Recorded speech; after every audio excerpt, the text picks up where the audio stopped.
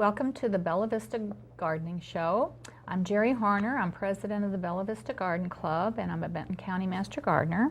And today with me is Marilyn Russell, is our guest today, and she is in the Bella Vista Garden Club and is on the scholarship committee. And today we're going to be talking about scholarships, and we're also going to be talking about what to do in your garden in February. There's not a lot to do, but there's a few things you can do in February. And we also have our DVD of Meet the Masters. We're going to tour a garden, so you'll get to see some wonderful flowers today.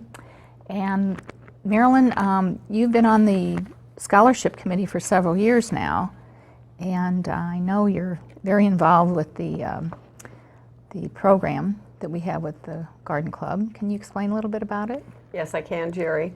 The Bella Vista Garden Club Scholarship Award is named for Dorothy Wallace, who was a past president of the Garden Club. And Dorothy was a founding member of the Floralia Rangers Guild Garden Club. She increased interest in floral design, which was very beneficial to the people of Bella Vista in enhancing their gardens and designs. Dorothy was also involved in many other projects in Bella Vista, and she died several years ago. Our committee members from the Garden Club are Janice Kennedy, who is the first vice president, Virginia Hallman, who is a past chairman of the scholarships committee, and Judy Shannon, and me, of course. We've been working closely with NWAC, North Arkansas Community College, and we've had a very close relationship with Meredith Brunin, who is the Director for Development, and Becky Hudson, who is a Scholarship Coordinator. The Scholarship Committee members decided that the criteria for the award would be a student studying toward Associate of Applied Science degree in Computer-Aided Design, which we all call CAD, programming with an emphasis on landscape design. As the Shoemaker Global Business Center opened, we enlarged possible areas of study to include civil design, site development, environmental sustainability, and other related fields.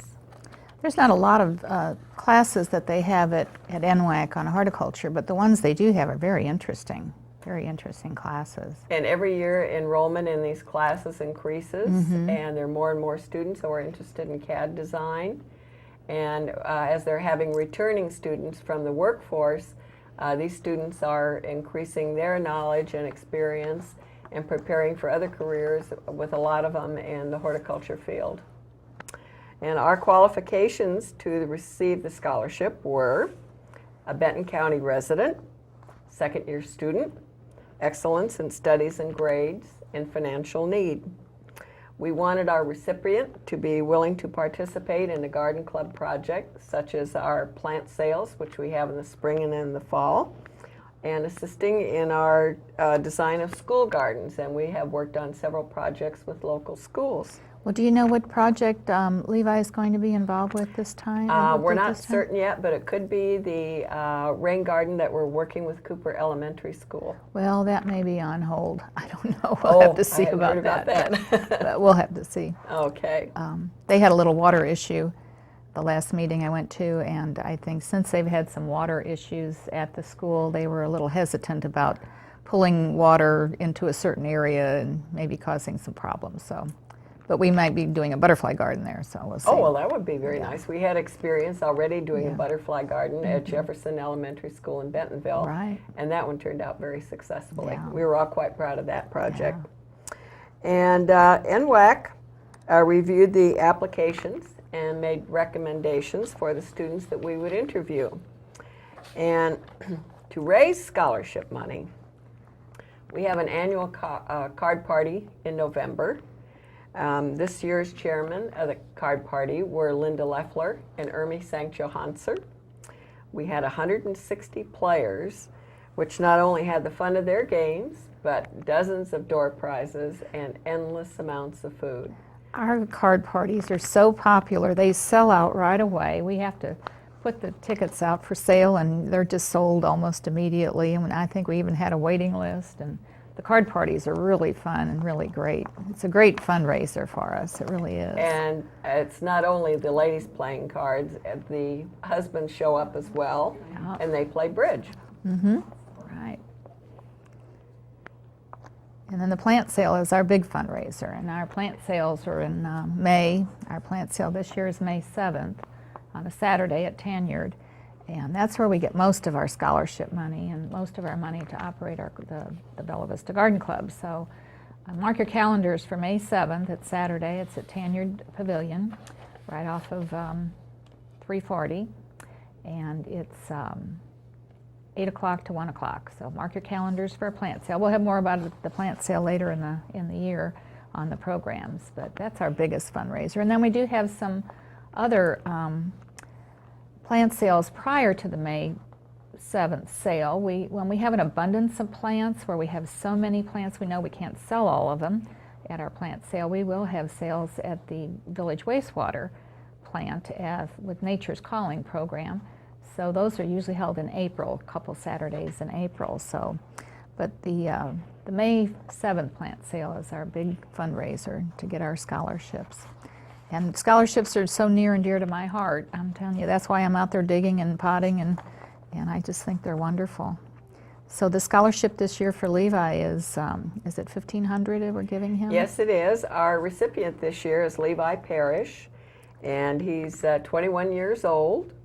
He has a very high GPA and is working toward an Associate of Applied Science degree in landscape design. And he's not only a good student, but he works part-time in the garden center at Lowe's. He's been doing that for 3 years, and many of us have bought things from him and talked with him because that's the Lowe's that's located so close to Bella Vista. Right. And one of the things he's done, which we found to be of great interest, was being involved in Lowe's Building Together program of community outreach, and he worked on the raised beds at Sunshine School. Oh, the Sunshine School beds are wonderful. And Lou Jasper, one of our members, she's also a master gardener. She's been very instrumental in getting those gardens, those vegetable gardens and flower gardens at Sunshine School, because she teaches there, and the kids just went crazy when they could eat those vegetables right out of the garden. They were so excited. So it's a wonderful program, and Growing Up Green has really, in the Master Gardener program, has really worked with them. It's been a great program. So. Well, Levi received his award of $1,500 at our January meeting, which will cover the cost of his tuition, books, and fees, and is of enormous help to him. Right. And we are all very interested in supporting our local students, interested in horticulture and related fields, and it's certainly one of our most important projects in the community. It certainly is. And we have also a resident of Bella Vista. Bill Towell has received the Arkansas Federation of Garden Club Scholarship, along with the Regional Scholarship, and then also the National Garden Club Scholarship. He just moved all the way up through the ranks with his essay, and he went to National and received the National Award last year. And I think he got a total of like $4,500 total with all of those scholarships. So it's been great for Bill. Now Bill's going to also be at the our garden walk. Bill landscaped the home of Becky Thomas, one of our members, Garden Club members. And Bill is going to be available when we have our garden tour. Becky Thomas's garden is going to be on the garden walk, and Bill will be there just to answer questions about landscaping, and he's a delightful young man. His mother-in-law is also a landscape architect, I found out, so it's in the family there.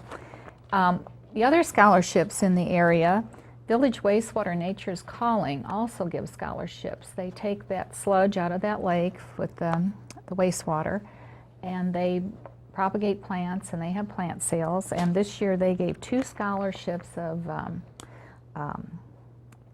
$1,000 each to the U of A horticulture students, and they also gave 3 scholarships to the 4-H students of $500 each. And then the Daylily Club, the Ozark Hills Daylily Club, gave a $1,000 scholarship to the U of A horticulture students. So we have a lot of scholarships that come out of the garden clubs.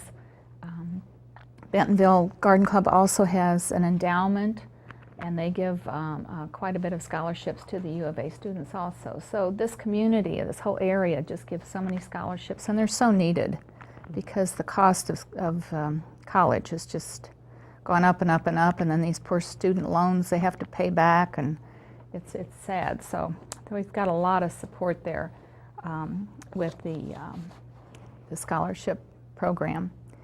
And I sure thank you for all your work you've done on it. I know you've been to the college several times and talked to the Always people. enjoy going, and we're going to go again in February to a scholarship appreciation lunch given by NWAC, and we get to see all the other recipients as well. Yeah, and organizations that sponsor them. It's neat to see all the kids, and they really do appreciate, the scholarships. So it's just a great program. Now again this month we are going to show a Meet the Masters segment that is shown at our Master Gardener meetings. Today we're going to be seeing Marianne Estes. She's a Master Gardener, lives in Bentonville, and her garden is just a beautiful garden with a little English garden look. And she's being interviewed by Rebecca Fee, who is also a Master Gardener. And Beth Strickland is the Master Gardener that sets up these DVDs and does the taping, and she does a wonderful job. So it's always good to see a garden in the middle of winter. So let's go visit Marianne's beautiful garden.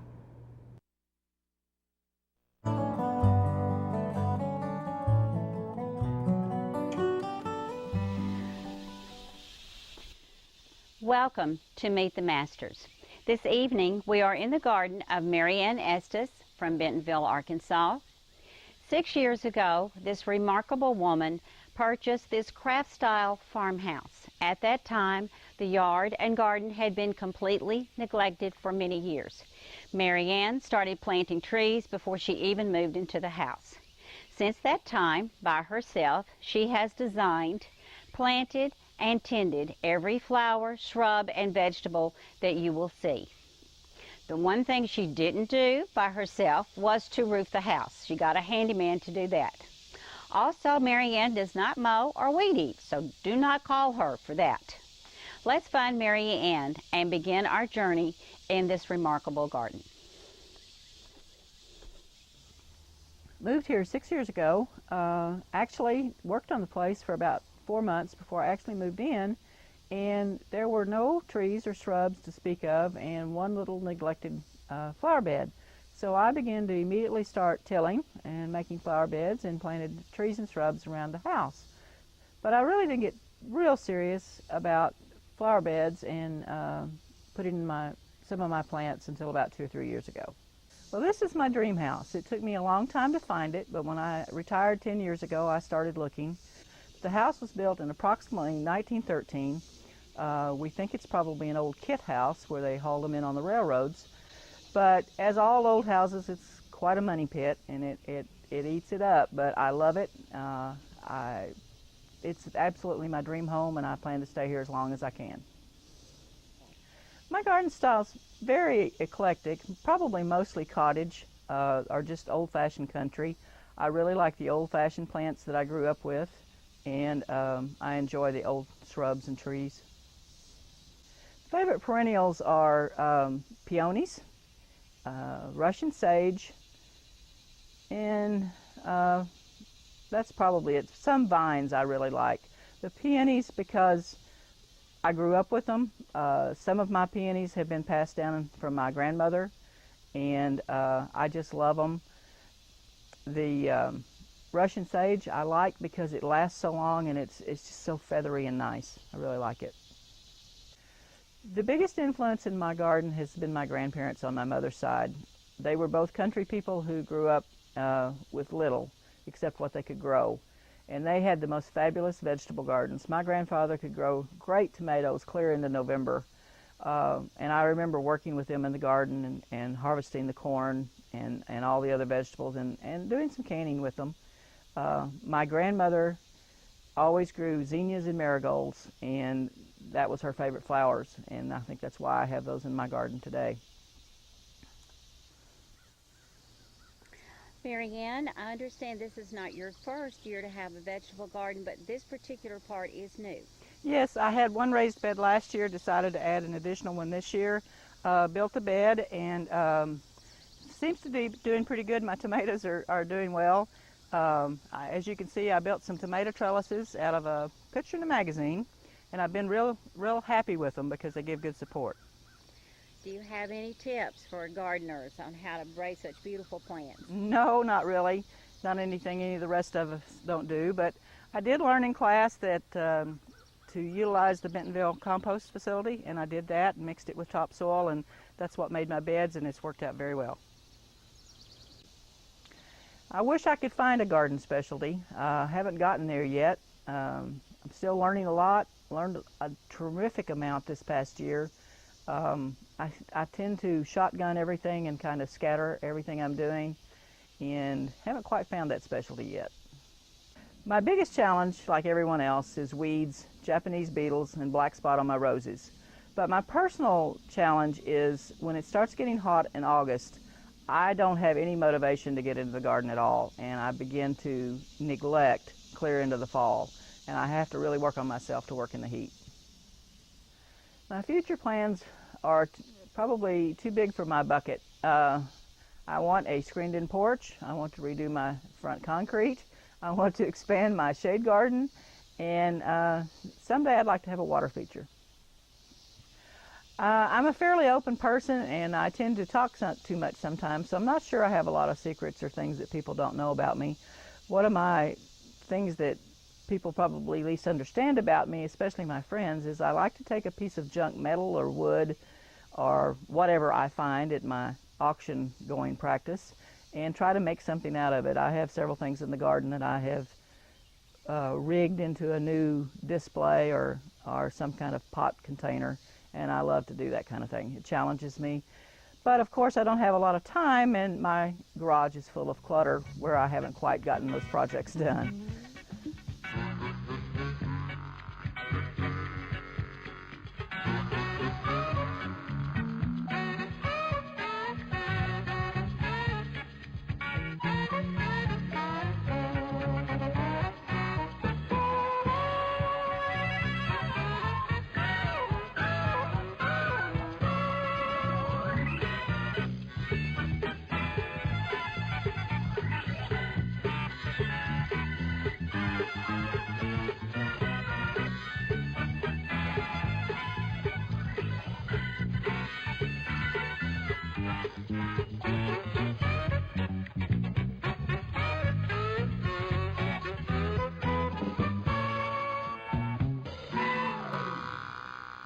Well, wasn't that a wonderful visit to a garden? I'm just so anxious for spring to come. I would like to go visit this lady's garden. Yes, I'd like to see it in person. I noticed she had a hummingbird feeder up there, and that reminds me we really do need to keep feeding the birds over the winter. And you said you have a problem with squirrels. I have a problem with squirrels. I guess if you have a bird feeder out, you have problems with squirrels. But I found if you use the hot pepper, that squirrels don't like hot pepper. If you sprinkle that, around the feeders, it'll kind of deter the squirrels. And for some reason, the birds aren't affected by that hot pepper. It doesn't bother them if there's hot pepper on the seed. So that's one little trick. You can kind of keep the squirrels away. But we're just inundated with squirrels all the time. So, but the things to do in February, one thing is to feed the birds. You have to feed the birds, and the water is an issue in the winter too, because the water freezes, and I don't have one of those heated water features for the birds, but some people have heated water. Well, how kind? Yeah, water baths for the birds. So. How kind of them. But if you go out and change the water once in a while, and you can keep the water for the birds. So they need water and they need food all winter. The other thing for February gardening, like I said, there's not a lot to do, but you do have to monitor your house plants. And you have to watch for spider mites and scale if you do develop any insect problems in the winter. insecticidal soap will help. Sometimes if you have scale, you can use alcohol on a Q-tip and kill the scale with that. And your water requirements are a lot less in the winter for your houseplants. So you don't really need to water as often. So check your water. I always keep telling people to use that little water meter in their plants, and it's a good thing to have one in the house. I have one in the house, and I check the water in my plants because houseplants die from overwatering more than underwatering. Have you found that to be true? Yes, and I have killed some of the best. I couldn't grow an African violet no matter what. So you have to really monitor the water and not give them too much, but they do need water. And the other thing is, looking at this tape, everyone's anxious to put plants out when we have that February thaw. And that February thaw is what comes up, and you think, oh, spring's here, and the plants all think spring's here, and they come up, and then March hits them, and they take them down to the ground again. So on the annuals and vegetables, we should be well, you ordering should them. place your orders now for the best supply and the best quality plants. Try something new this year, but resist ordering more than you can really plant. And watch out for easy to grow, because that may mean that your plant will march across your driveway into your neighbor's property, and then you've really got problems. Reseeds freely may mean you will be weeding this from your garden for years to come. You do have to watch those catalog descriptions, because sometimes they can be a little deceiving, unless you know what they mean. And the lawns, it's a good time to apply lime to your lawns in February, but you really need to know if it's needed. So it's also a good time to take a soil sample and take it to the extension office. It's located on Highway 102 in Bentonville, right next to the jail, actually, next to the county jail. And if you take your soil sample in an area that you're going to plant or in your lawn, you want to take about five separate little areas and just dig it down a few inches and get that soil and make sure it's dry. If it's not dry, you can take it in the garage and lay it on newspaper and turn it a couple times. In a couple days it should be dry.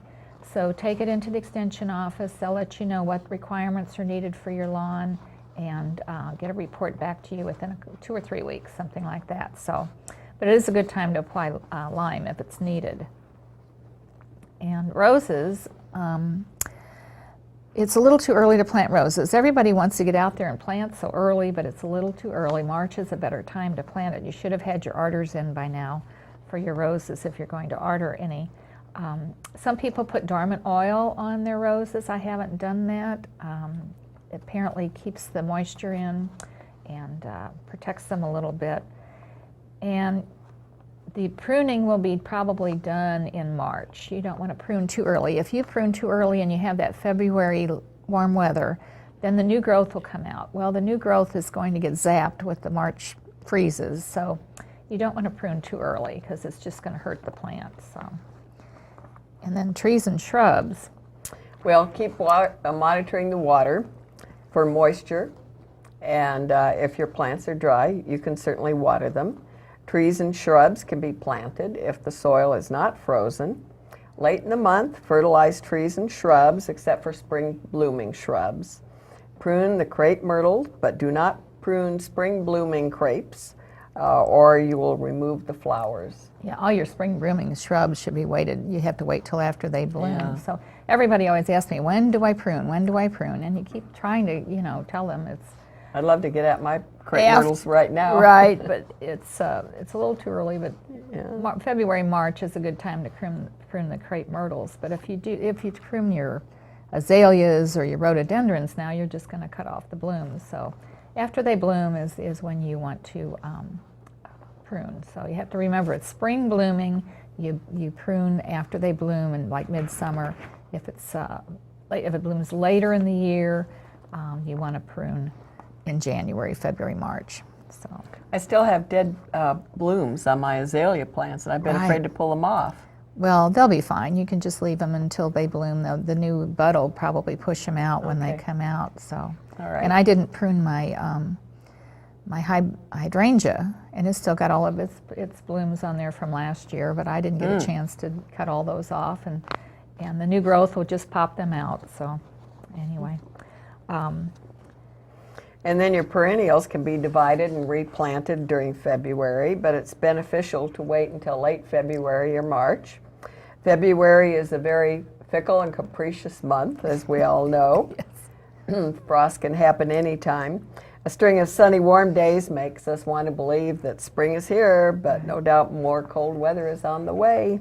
Well, you know, Susan Davidson from Perennial Etc.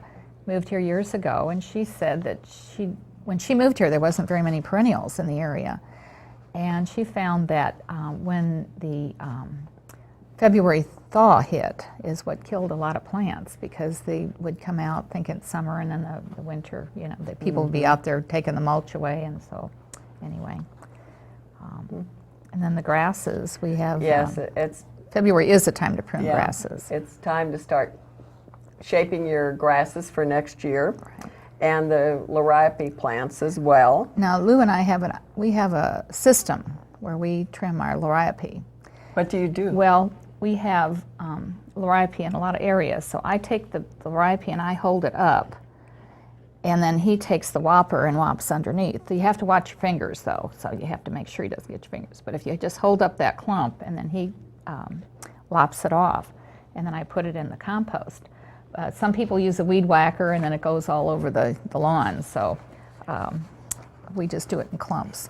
Well, since I'm on my own now, I have bungee cords that I tie around my grasses. That's a good idea. And then I don't have quite so much to clean up. Well, some of those grasses, you have to use a chainsaw to chop them down. They're so I don't want big. anything in the garden that I have to use a chainsaw.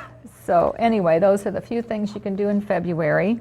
And if you're looking for more gardening information, the Benton County Master Gardener website is bentoncountygardening.org, and there's a lot of information there. The Bella Vista Garden Club meeting, the next meeting will be February 23rd, and which is the fourth Wednesday of the month. We meet at the United Lutheran Church at 11:30, and we always welcome guests to come. And for more information, you can go to our website. It's just bellavistagardenclub.com. It's very easy to remember. We have lots of information on our website, and it's easy to maneuver. And the events we're having this year, you want to mark your calendar, because we are having the garden seminar April 30th, and we haven't determined a location yet. We'll be talking about that in the next few months and getting those things planned.